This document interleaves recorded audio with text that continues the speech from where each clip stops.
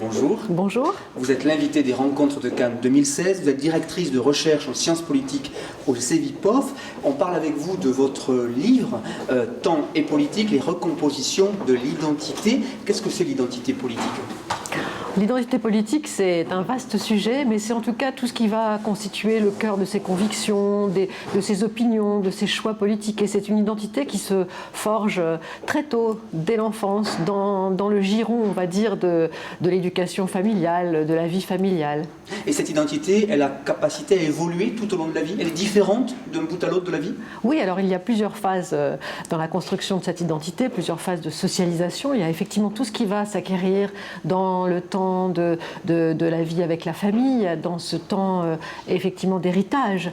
Mais après, il y a tout ce qui va se constituer dans les choix des individus, au fur et à mesure de leur trajectoire, des rencontres qu'ils vont faire, des milieux professionnels, amicaux dans lesquels ils vont évoluer. Donc c'est une négociation, la construction de l'identité. Elle se fait au fil du temps. Elle connaît des inflexions, elle connaît des changements au fil du parcours de vie, et c'est ce que j'ai essayé de saisir, ce que nous avons essayé de saisir à partir de plusieurs regards disciplinaires dans cet ouvrage. Oui, parce que c'est une somme de points de vue dans cet ouvrage.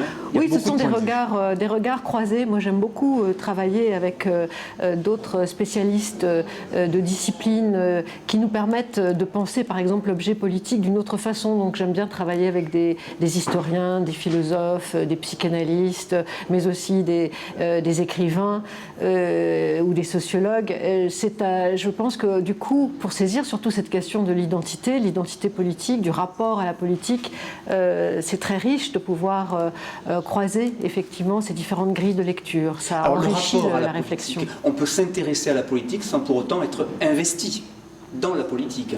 Oui, tout à fait. Ceux qui sont vraiment investis dans la politique, qui s'engagent, sont une infime minorité de la population.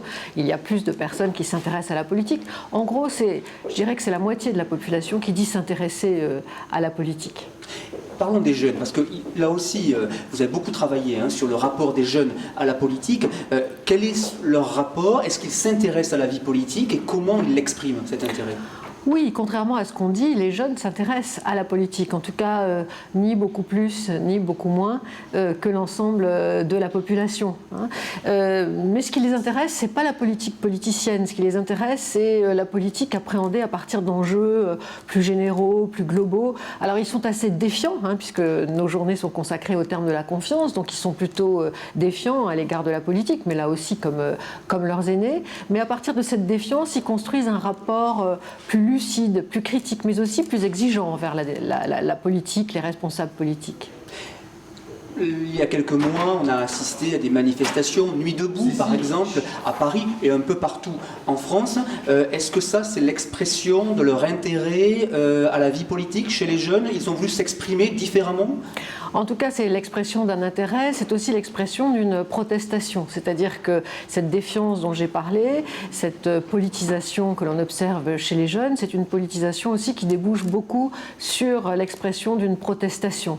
Alors cette protestation, elle peut se faire dans la rue, elle peut se faire aussi pour certains avec une certaine violence politique, elle peut se faire par exemple au travers d'un mouvement comme Nuit debout qui cherche à mettre en place et à confronter de nouvelles idées, à questionner le rapport à la démocratie, mais cette protestation, elle peut aussi s'exprimer dans les urnes, au travers de votes qui peuvent s'exprimer pour des partis extrémistes ou porteurs donc d'une protestation plus affirmée.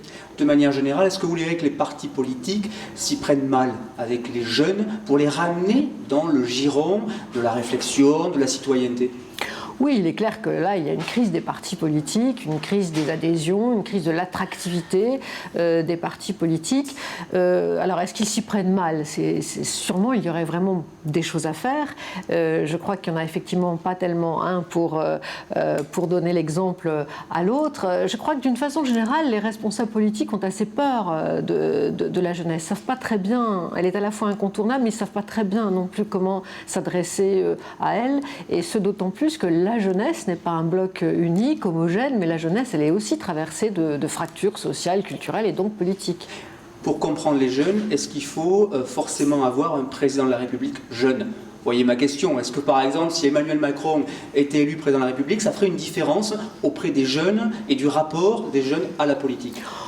On peut dire qu'effectivement, on a besoin d'un rajeunissement des responsables politiques, mais ce n'est pas tellement un rajeunissement en termes d'âge, c'est plutôt un renouvellement de la classe politique. Je ne crois pas que ce soit l'âge qui soit au final décisif, et pas du tout pour les jeunes d'ailleurs.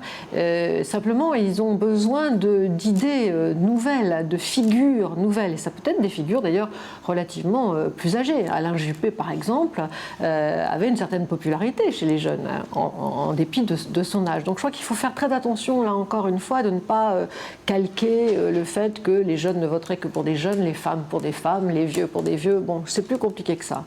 Merci Anne Muxel.